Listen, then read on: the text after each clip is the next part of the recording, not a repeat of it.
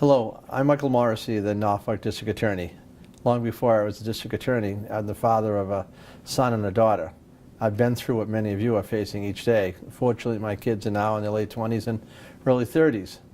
The greatest risk to our children these days is coming from substance abuse, drugs and alcohol.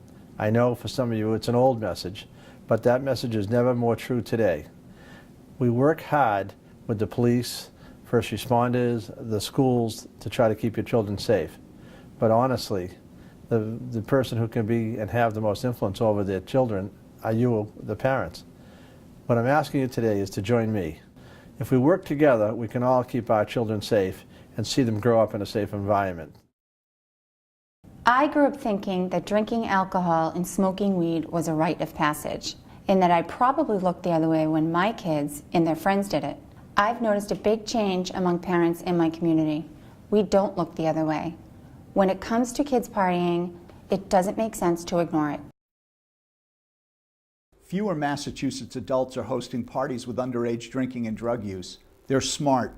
As a former prosecutor and defense attorney, I've seen this legal nightmare from both sides. When police are informed about an underage party, officers may immediately enter to make sure people are safe. And this is true whether adults are present or not.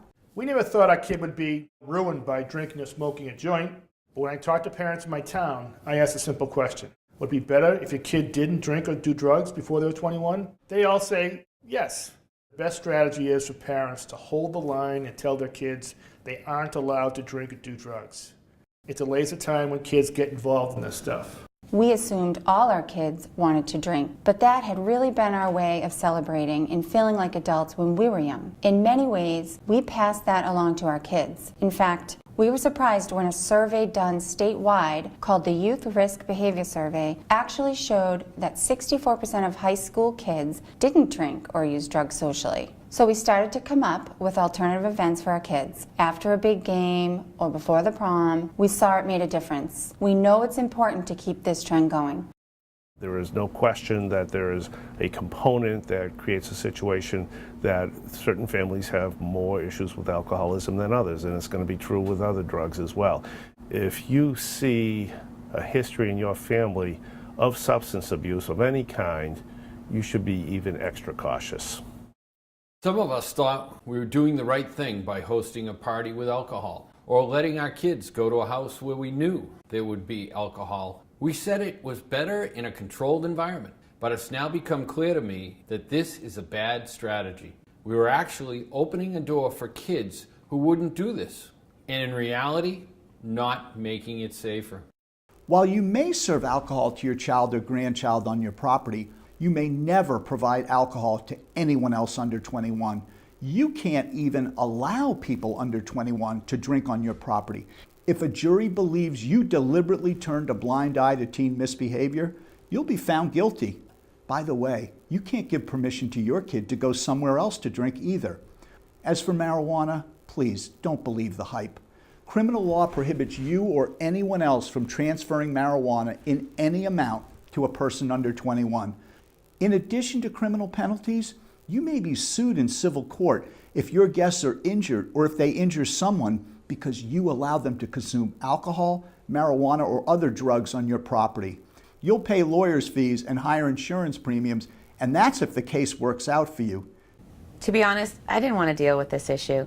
I didn't want to be the neurotic parent who called and checked on the host of the party. But I learned pretty quickly that a lot of parents felt like I did. We didn't need to be overbearing. We just needed to be proactive. If your child is going to a party, call the parent. Confirm an adult will be there and no alcohol will be served. Find out how your child is getting to and from the party. Verify with parents when your child is supposed to sleep over. Be up to greet your teen when they come home. If you host a party, pick an area in the house where you can maintain supervision. Limit attendees, have plenty of food and non-alcoholic beverages. Don't allow teens to come and go. Don't allow teens to bring backpacks and water bottles into the house. Call the parent of any teen who arrives drunk or high. If that child has a car, take his or her keys. The last thing a police officer wants to do is arrest somebody from their community or their kids. The good news is we're doing a lot less of that than we used to. because parents are becoming smarter about child safety. If you're tempted to host a party, you'd think twice after seeing what I've seen over the course of my career. Kids that go to house parties, they often overconsume, which leads to fights, damaged property, sexual assaults, and our youth being engaged in drunk or drug driving. I've been to the scenes. They're tragic and they're unnecessary. Have a conversation with the older siblings in your family. We found that brothers and sisters were buying the booze and bringing the weed, or worse. Anytime a young motorist has a couple of drinks or smokes marijuana, he is operating under the influence, period. Refuse the breathalyzer test, and the under 21 motorist typically loses their license for 6 months. Register a breathalyzer reading as low as 0.02. The under 21 motorist loses their license for at least 6 months. Commit OUI after consuming marijuana, and the under 21 motorist will have to pay for and attend an extensive education program, not to mention losing their license for a minimum of 1 year upon conviction. There are increased automobile insurance premiums, attorney's fees, and other costs. If an impaired motorist crashes their vehicle and hurts another person, other serious, very serious charges apply. My kid's not going to be Division I, but he has a chance to play in college. Some dads try to avoid zero tolerance rules by letting the players drink in the basement. Don't be that dad. We need to focus on keeping them safe, not keeping them from getting caught. The policy of our department is to make an arrest in those situations of people operating under the influence of alcohol.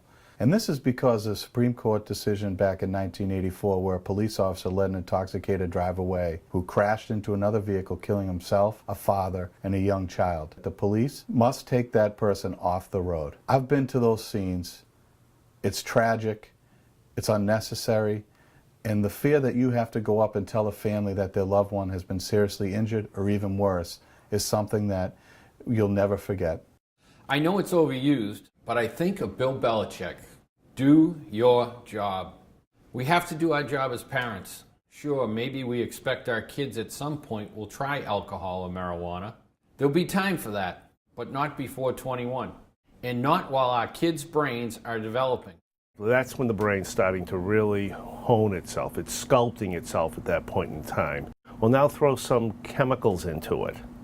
How do you think that's going to affect it? Think of it as another physical insult to the brain, no different than if you hit your head and had a skull fracture or a bruise to the brain. What you've done now is put chemicals in which is going to affect that fine-tuned sculpting and potentially and probably permanently damage the brain. Now what we don't know is how much does it take, but we do know that in studies where they've looked at kids who were using drugs, in particular alcohol, and followed them with a control group with kids who didn't, that the kids who were using drugs had problems with memory, cognitive retention, abilities to sort of organize and to come to conclusions, and just general IQ was down compared to the previous group. I know you've heard a lot from us in a very short period of time, but we're trying to ask you to step up not just as a friend but as a parent, and I want to thank you for that, because no one can deliver a stronger message to keep their children safe than you as a parent.